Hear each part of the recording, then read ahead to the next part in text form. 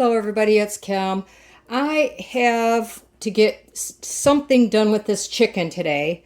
And unfortunately, you're either going to see probably my arm in the way or a bunch of shadows because it's about 9 o'clock at night and I have to do this. So I think I'm going to pressure can this first batch here, and I'm going to do it by just cutting it into pieces.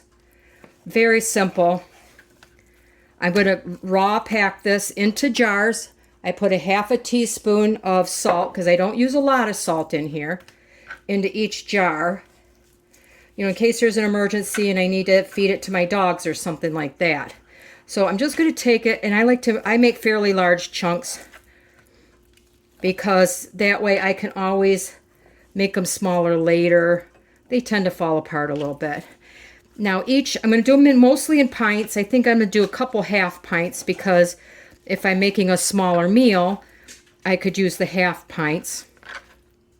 And basically all I'm doing is layering my chicken in here right now. I have in the past used, like if I want to make a chicken soup or something, or even if I just want the flavor to it, you can put any kind of dry, it has to be dried, herbs or something in there. It could do onion powder, garlic, you know, granulated garlic or anything like that. But right now I'm just going to do these plain so I can get them in the pressure canner as quickly as possible here. And all I'm doing, I don't know how well you can see it, I guess I'm probably going to get a lot of shadows here, is putting my chunks of meat into my jar. I'm going to leave about a 1-inch headspace, which is the bottom of this ring here. And I'm just going to keep loading these jars up. Now I'm doing a rough trim on these. I'll come back later and I trim off anything I don't like, these little pieces of fat and stuff like this. But I take all the meat and then I make a small bag that I save for stir fry and things like that. So doing raw pack, you do not have to add any liquid to it. That's why this is so fast. And it makes its own liquid. So there's jar 1. I'm going to continue to do this until I get all my jars full. All right, this next step is super important because you're working with meat. And I may have gotten a lot on the outside. And that's to wipe them all down with vinegar really well. You don't want to skip this step at this point. Now my canner is ready to go, but it's not been warmed up because everything in these jars is really cold. If I were to have that canner going and I put these cold jars into that hot water, I could shock my jars, and usually the bottom busts out on them, and then you lose everything in that jar and make a huge mess in your pressure cooker. So once I get the lids on these, they're going in the pressure canner, excuse me. There's a big difference between a cooker and a canner. You should be using a pressure canner. And they're going to get processed. You know, you do the usual, let it come to a boil, vent it for 10 full minutes, put your rocker on, and then let it go because we're doing pints, even the half pints you do at the same time as a pint, you have to do 75 minutes. So I'm going to get all these ready to go in the canner. Once again, you know, finger tight. I have better luck if I tighten them and then I back it off. See, I have it tight this way and I do a good quarter turn, and then I can just, the nice thing is with doing it cold is I don't have to use a lifter and all that kind of stuff. So these are all going in the pressure canner, and I'm hoping I have enough room to add maybe one more pint or half pint because they're smaller.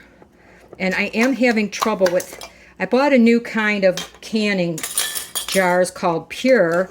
For some reason, their rings do not like to work on my ball jars. They work fine on theirs, but not on mine.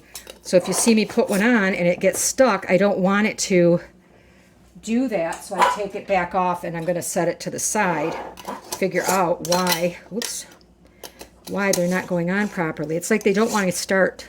See, it's crooked. It doesn't want to start properly. And I'm not forcing a ring on my jar. So I may have to set these aside, label them somehow, because they work good with the pure jars, but they're just not working with these. So I'm going to get these in the canner and get the whole process done. Hopefully tonight I will remember to come back and show you. If not, I'll just show you early in the morning how everything turned out. And I'll be back later. All right, we are loaded. I did not get an extra jar in there, but that's okay. I don't want to overload it. And now all I have to do, like I said, is I'm going to start warming them up. Got to put the lid on and get ready to vent it and wait the time. So here we go. All right, everything's ready to go. Now I'm going to get my vacuum sealer out and work on more of this chicken while this is getting ready to warm up. I figured, get this one going first because it's going to take longer. Takes less time to put them in the jars, but it takes longer to get it hot. Food Saver or my cheap vacuum sealer takes forever. So anyway, got to get that done as well. Here we go. My chicken is done. Look at those babies bubble. Well, it was doing a lot more, but anyway, I have 2, 4, 6, 7 pints and 2 half pints here. And look at all the juice that chicken made by itself. Remember, I just put these in raw. Now, I should have told you, you can change the flavor on these if you really want. Like you could put some peppercorns in there and some lemon slices or lemon juice and make a lemon pepper. It's really endless, but I like them plain because then I can do whatever I want when I'm done. I can make a chicken salad sandwich. I can make, pour into chili, make a chicken chili, all kinds of stuff. But I have these done, and then I have 11 packages of chicken to go into the freezer. And it's too dark out there. I don't have a light in my shed, so I went and put those in the refrigerator until tomorrow morning. And the leftovers, I made some dog food for the dogs for the morning. So anyway, here we go. That is my chicken.